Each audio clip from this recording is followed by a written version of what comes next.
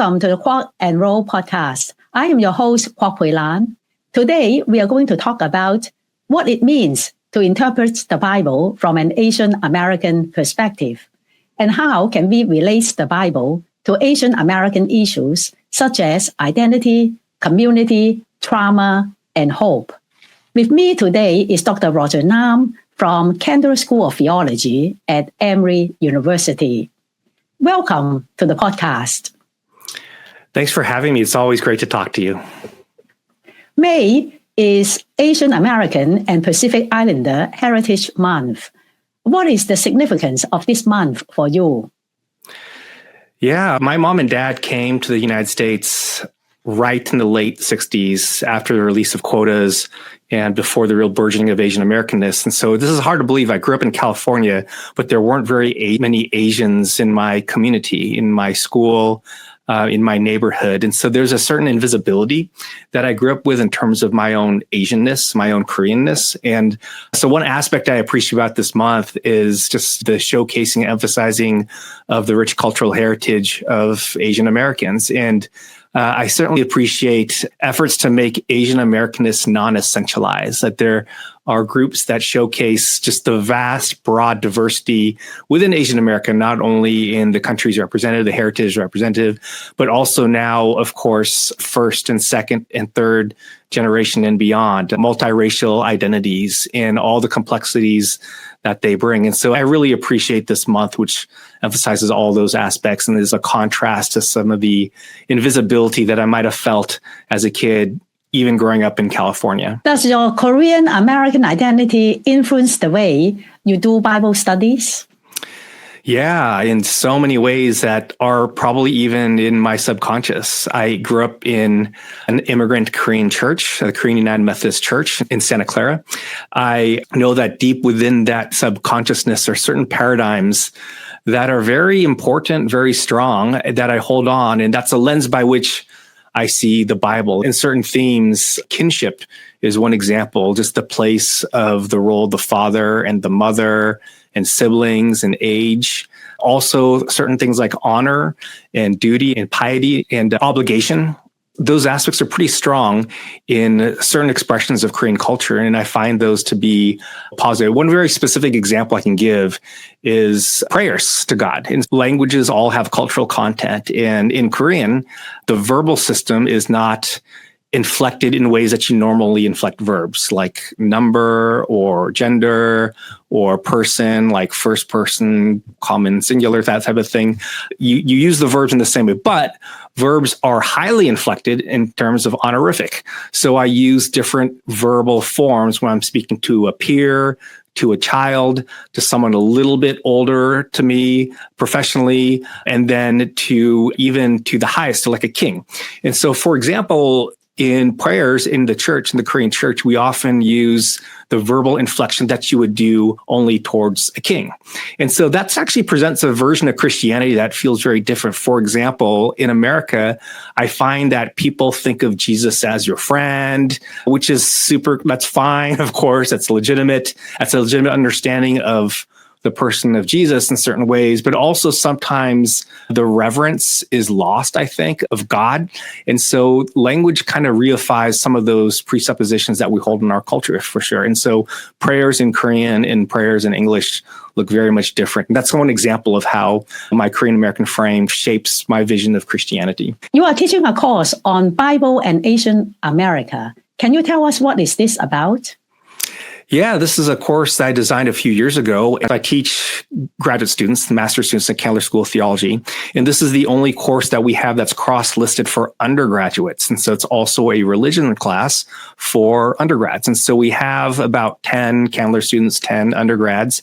And the course looks at the Bible and Asian America and how they can have conversations with each other. And so in my own reading of the Bible, I see certain themes that are very prominent, that I think are very important to my own identity. And I look at this through the lens of Asian America. And so, for example, the idea of identity formation. It's a very important part of the Bible in who we are as children of God. It's done through migrations, through the exile, the retention of their Judean and Yahweh worshiping heritage. But also, of course, identity formation is really important in Asian America. When we immigrate, when we assimilate, and we're forced to a certain degree to learn the language and giving up other aspects of our native cultures. And so what I want to do in this class is have Asian American experiences speak to the Bible and have the Bible speak back to Asian American experiences so we can have a richer understanding of both. And one example early in the class, I make the argument of a certain genre of migration literature. It begins in Genesis with Adam and Eve being banished from the garden. In Genesis 12 also, Abraham's told to go to this strange and foreign land many miles from his homeland. Joseph is forced to go in Egypt and wander around. You have all sorts of people, especially during the exile, that are called to move in a forced migration from their home in Judah to Babylon, and a return migration in Ezra, Nehemiah. That so many of the texts reflect this migratory movement, and that makes identity formation so much more complex. I think there's a real parallel with the Asian American experience, with things like assimilation and language acquisition and code switching, and the tension between preserving a heritage from our motherland and the tension with assimilating in order to gain some sort of success and recognition in the new land. So I think it's a very great potentiality for the Bible and Asian American experiences to have this kind of dialogical relationship. And that's what I'm trying to do through this class. How was the class received? Do you also notice different responses from those who are from Asian or Asian American heritage with those who are not? Yes, because the class is called the Bible and Asian America, I tend to attract a lot of Asian descent students, which is great. And so I would say every time I've taught this, at least 50 to 75% of the students are of Asian heritage in some way. And so the other great thing is the ones who aren't are those who are very open and eager to learn more about the Asian American experience. And what this does is it helps me showcase for them just how different Asian America is. We have people that defy categorization. One example, I have a student whose mom is Chinese and her dad is second generation Chinese from New York, but she grew up in Hong Kong in an international school. So she really defies a categorization of first, second, or third generation because she's a little bit of all those things. We have several students who are multiracial. It's also different. I've had Asian students who've grown up in very deeply Asian places like New Jersey or LA. And plus, I have some that have come from less Asian populations like Kansas. And it's a really interesting dialogue. I have others who are not Asian, but of some sort of minoritized ethnic background. And so, in fact, this semester, we have quite a few Latina students. And it's amazing to talk about their parallels in these categories like identity formation and assimilation and resistance and things like parental duty in terms of their also complex identity issues. So I find that it does attract a lot of Asian students, and they do add a lot to actually the content of the class and helping us understand the diversity of Asian American experiences that are out there. I suppose some of your students have not looked at the Bible in such a way, thinking about identity formation and community building. They may come from more conservative churches that will teach them the Bible is the Word of God. How do you help them understand the historical and social backgrounds of the Bible? And so I'm very explicit at the beginning. So you know that Emory undergrads are over 30% Asian descent, like a lot of them. And the ones that are attracted to this class tend to have some sort of faith component. They want to learn more about the Bible. They have certain commitments to the church. It might be from their childhood. It might be recent. And so at the very beginning, I talk to them and say, I try to let them know that I'm here to bring out and coax this conversation between Asian American and the Bible and not to deconstruct their faith. And I don't want to say anything that they've learned from their pastor is wrong, but perhaps there are other viewpoints by which we could look at the biblical text, which I think will be enriching for them, even enriching for their faith. I assigned one book for the entire class. We read lots of articles, but I assigned one book and it's the Bible.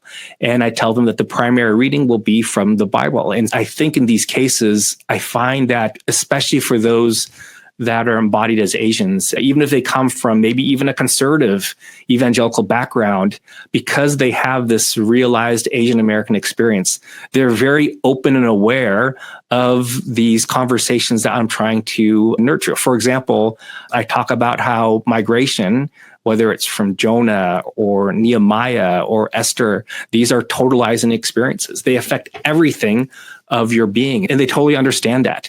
There's a text in Nehemiah 13, which they're complaining because the second generation, half the people are speaking Ashdodite and half the people are speaking Hebrew.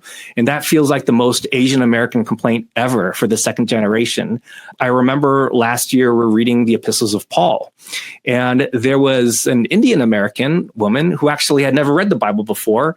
And she said that the letters of Paul remind me of an Indian uncle. It was a really quite an amazing moment where they saw connections to an ancient text, which they hadn't really thought of before. And so I've really enjoyed helping develop those moments in class. Your course will touch on both the Hebrew Bible and the New Testament. What are the books you ask them to read? I am impressed that you only assign one book, which is the Bible, in your class. Yeah, we actually do. So I try to think of passages that would be representative of how they could understand that question of the week for the Asian American experience. And so I actually start off with Jonah. And with Jonah, it begins with this call to migrate. And the migration, I explained historically, is a very difficult migration for a Judean to be called to go to Assyria, which is a very hostile place to Judeans. And I talk about just the importance of the journey in the literary text and about how it's transformative. In Jonah 3, he has a completely different answer to God than Jonah did in chapter 1, but that it's not linear growth, that it's not like we come to America and then we reach this point of success and contentment for all eternity. Like Jonah 4 is actually pretty bleak, and he's contemplating self-harm. He is a little bit whiny, but that these narratives are not linear, that they're cyclical and they take all sorts of leaps and bounds in different directions. We do look at Esther with the way that assimilation into the States is often gendered in very harmful ways. We look at books like Ruth when we talk about how do you navigate your commitments to your own personhood while trying to assimilate to sheer survival. And we talk about especially Nehemiah in terms of what I just mentioned. There are some really harmful passages, I think, in terms of mixed marriages and marrying foreign wives and banishing them. And to have conversations, this is also a very Asian American trope about marrying Koreans and marrying Koreans, Chinese marrying Asians, and some of the strife that brings. And I think this affords an opportunity to at least recognize that conflict with parents and children marrying within one particular racialized identity has been a problem for many generations. So it really evokes these fruitful conversations. You really convince the audience that there is a lot going on in the Bible for Asian Americans, especially regarding migration, identity formation, and how to build a community in changing circumstances. You were a financial analyst and a pastor in Korea for several years before turning to biblical studies. Can you share with us how your background influenced your interpretation of the Hebrew Bible? That seems like the most circuitous career path ever. I graduated from college and then I became a pastor in Korea. And then I finished my MDiv. I pastored for 3 years in Korea. And then I went to the United States, back home in the Silicon Valley, and I worked as a financial analyst for a high-tech company. And in some ways, those are all integrated to who I am. And a few examples, when I went to Korea, even as someone who's ethnically Korean, I struggled with the language. I ended up living for 4 years. I did all my seminary in Korean language. I pastored at a really massive Korean church. And I think I developed a huge empathy and sympathy for the migratory experience, and especially for international students. And I think that made me a little bit more aware and cognizant of how migrations might appear in the Bible. It made me have eyes to see when there's a text like Genesis 12, where Abraham's called to go to this place very far away. I think I can understand, even like a really short verse in the Bible where God tells him to do that, to understand the ramifications of what that would be, not just for him, but for the many generations. And sure enough, Genesis is a book really about a few generations of this one migratory family with Abraham and then Isaac and then really Jacob and Joseph. I think part of the financial part is understanding how important financial values reflect your operative values. And one example, I have a story from when I was applying for this job. I was young, seminarian. I just graduated from seminary and trying to go take a break and go into industry. And I applied for a job. I had a few interviews, and the final interview was with the CFO. And this is a high-tech company that was doing really well. I will never forget what the CFO said. He said, "This is a semiconductor manufacturing company. We make semiconductor, we make chips, but we run the company through finance. We run it through finance." So that was trying to say, even though our team doesn't know how to make and manufacture, we don't have the high-tech skill, we run it through the dollars. And it made me think about how finances and economics can reflect values in really true and deep ways. And it led me on this path to really study the Bible in a way to understand economic ramifications, economic settings, social ideas, things of power related to economics as well. And I found that to be a highly underdeveloped subset of Old Testament studies. And so that it was fortuitous for me to have that experience as an analyst to help direct me towards a specialty. Can you tell us what your latest book, The Theology of the Books of Ezra and Nehemiah, is about? Sure. I have this book right here. The Theology of the Books of Ezra and Nehemiah came out in November of last year. And basically, the story is I had a sabbatical in 2014, and I was supposed to work on this other project. And 2014 was a really special year because my mom and dad left Korea in 1967. And 47 years later, at 2014, I returned to Korea with my wife and our third generation Korean American kids to do a sabbatical, to live there. 47 years later. Also in Hebrew Bible, you know that the exile happened in 586 BC, where the Judeans were forced to go over to Babylonia. And 47 years later, they were permitted to return. And it matched the 47 years. And with the return to Korea with my kids, I realized how significant a return migration is and how it impacted everything. Like, where do we live and insurance? Where do we go to school? How do we relate to the people that our family that was still in Korea? How are we perceived as foreigners, but not total foreigners? And I thought that this was such an interesting frame by which Ezra and Nehemiah appear, because of course, Ezra and Nehemiah begins in Ezra 1:1-4. The prologue is Cyrus saying, "You may go back to Jerusalem. You are permitted to return back with your families." And so I tried to write this book to really hit on certain themes of return migration that I think are prominent in Ezra and Nehemiah, like identity formation, like trauma, power, hope, community, leadership. All these things, I think, take certain significance in a return migration that I think I'm trying to read into this text, as I think that is the natural lens from the prologue. So I ended up in 2014 eventually canceling that book, writing this one. I also wrote a commentary that was recently submitted on Ezra and Nehemiah. And so a 10-year break, 2 books. And now finally in 2025, I'm getting back to that book I was originally supposed to write over 10 years ago. Dr. Lam, as the Bible can be used in many different ways, and some have used the Bible to justify war and violence. And so can you talk about what is the ethics behind biblical interpretation? That's such a rough question, and recognizing the Bible is so powerful. I mean, I would argue that the study of religion has been more powerful than the study of any science that there has been, because of the way that the Bible as authoritative scripture has been deployed and weaponized and used even in antiquity and also in current situations as well. And so I think one thing to recognize when interpreting the Bible in terms of the ethics, specifically in regard to warfare, the Bible, as we have it in its context, was written by a small group in the midst of empire. So if you think about the Old Testament, the Bible was really formed during these successive empires that began in the 8th century with Assyrians, and then to the Babylonians, and then to the Persians, and then to the Greeks. And in all those places, Israel and Judah, even at its peak, was always a tiny little part of that landscape.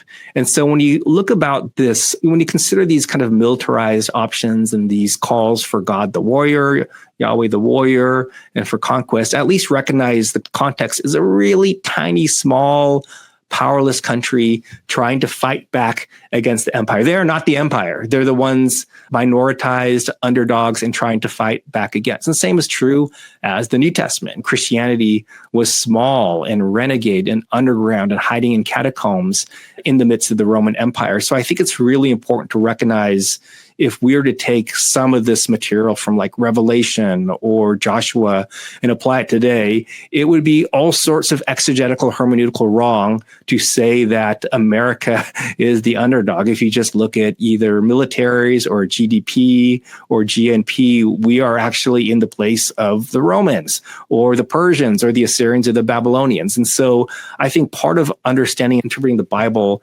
is thinking very critically about the context and being very careful and humble in terms of what is your payoff in reading.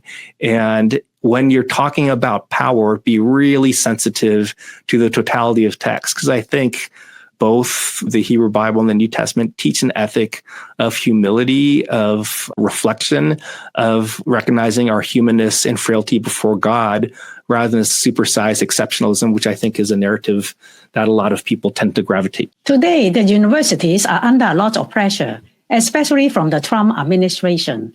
How are you feeling about the atmosphere of being an academic today? Yeah, we always have said this, but it really is a troubling time in academics, in the humanities, in theological studies, theological education, religion. There's a lot of unknown. I am grateful to be at an institution that is pretty healthy and supportive of academic free speech.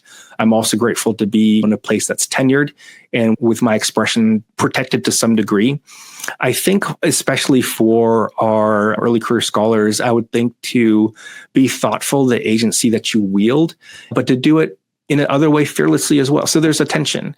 I really think it's important for people to be thoughtful with the longer view in mind. For example, if I have a PhD student on a student visa, I would want them to realize and be informed of their decisions, knowing that they are powerless in certain ways if their visa is taken away from them for certain reasons. But at the same time, to recognize if there is a compelling move internally to have some sort of expression in protest, which has been powerful historically in many different forms, and then they should do that as well, but fully realizing the consequences.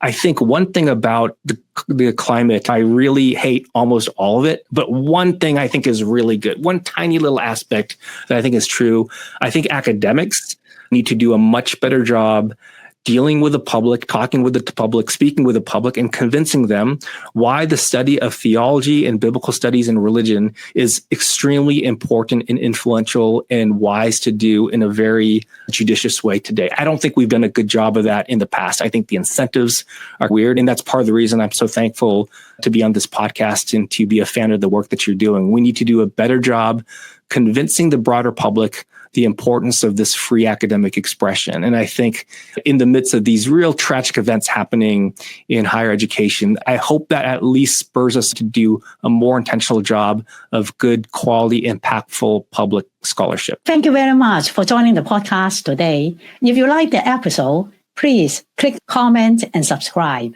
I will see you in the next episode.